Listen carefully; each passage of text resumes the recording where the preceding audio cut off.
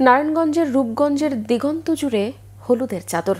সরিষা ফুলের এমন চোখ জুড়ানো দৃশ্য দেখতে প্রতিদিনই এলাকাটিতে জমছে মানুষের ভিড়। মোহাম্মদ খলিল শিকদারের তথ্য ও ছবিতে দেখুন বিস্তারিত।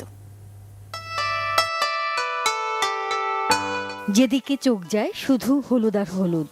ঢাকার পাশে রূপগঞ্জের মাঠ জুড়ে এমন দৃশ্যে অন্যরকম এক মুগ্ধতা।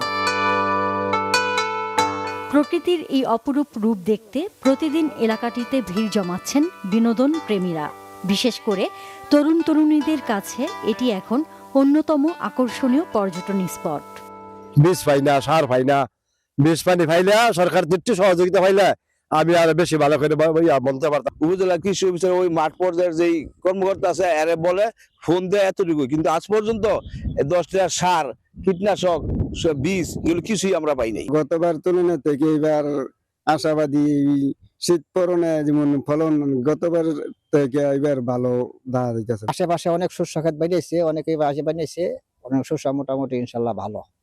আমরা এখানে ঘুরতে এসেছি, এখানকার ওয়েদার খুব সুন্দর। গ্রান শীতের মধ্যে ভালো লাগে, এই কারণে উপভোগ করা। আমরা এই জায়গায় একটু আসার পরে আজকে আসছি, এত সুন্দর পরিবেশ এই শস্য খেতে। সরিষার বাম্পার ফলনে বেশ খুশি কৃষকরা। বিভিন্ন প্রকল্পের আওতায় 25 জন কৃষককে আমরা বীজ এবং সার সহায়তা প্রদান করেছি এবং শুধু বীজ সহায়তা করেছি 65 জন কৃষকের মধ্যে। আবহাওয়া অনুকূল থাকলে আমরা এই বছরে অনেক ভালো ফলন আশা করছি, যেটা আসলে হেক্টর প্রতি 1.5 থেকে 1.6 এর মতো হবে। চলতি বছর এলাকাটিতে সরিষা চাষ হয়েছে 370 হেক্টর জমিতে। Bangla vision news desk.